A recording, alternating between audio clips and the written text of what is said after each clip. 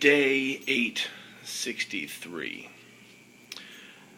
It's about an hour and 20 minutes till midnight. So, I watch a lot of ghost movies, a lot of horror movies, and ghost TV shows. As a matter of fact, I was watching one earlier tonight. It was talking about haunted lighthouses on the Travel Channel. And, it's funny, we do have this sort of thing about ghosts. We have this love-hate relationship with ghosts, or even just the concept of spirit or a beyond. And without going into my theories on what ghosts are, I'm just going to talk about the aspect of death in our society. Death is something that we are clearly obsessed with. Obviously, I'm not the first person to come up with this idea. There's lots of people that have, realized that a lot of what we do in life is based on a fear of death, or based on a realization of death, or something death-related. But when you think about it, I come down to the realization that, and again, I'm not the first to postulate this idea, but there's two basic emotions, right? Fear and love. And really, when it comes down to it, death is kind of like the personification of fear. It's the ultimate fear. It's the fear of no longer being, you're no longer alive. You no longer have anything to offer the material world, and your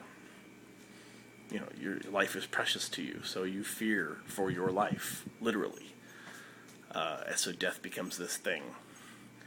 And it's the personification of what that fear is. It's survival, right? We always try to survive from fear. So, of course, ghosts and the fear, ghosts and the beyond, and the idea of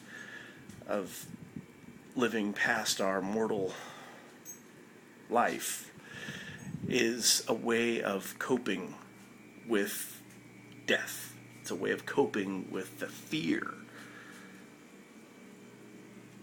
And now, lately, we've turned it into something to even fear again. Ghosts. Be afraid of ghosts. When the ghostly concept was originally supposed to help us cope with the fear of death. So we're caught in this fear loop. Fear our own death, and then fear the ghosts from the beyond. Well, where's the love in all this stuff? Pardon me for sounding like a hippie, but what's the personification of love here? What is the personification of the other side of our duality, of our emotions? If it comes down to fear and love, what's the personification of love? Life? That's too simple. I think that's too simple. Personification of love is sex, right? The action, the interaction, the sharing between two souls or two individuals. That's personification of love. And hence brings us to the other side of survival and the other motivation for everything in our life. Sex. Death. Those are the fighting dualities. And everything about our society, from money to law to decency to morality, all of that still stems from fear which its personification is death,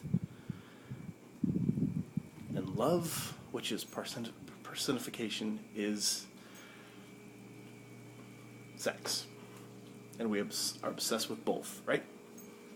Just look at any TV show on the air right now. Sex or death.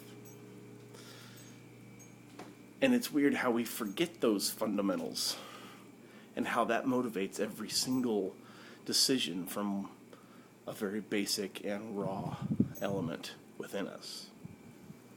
So I think if you can understand those basic constituents of our own emotions,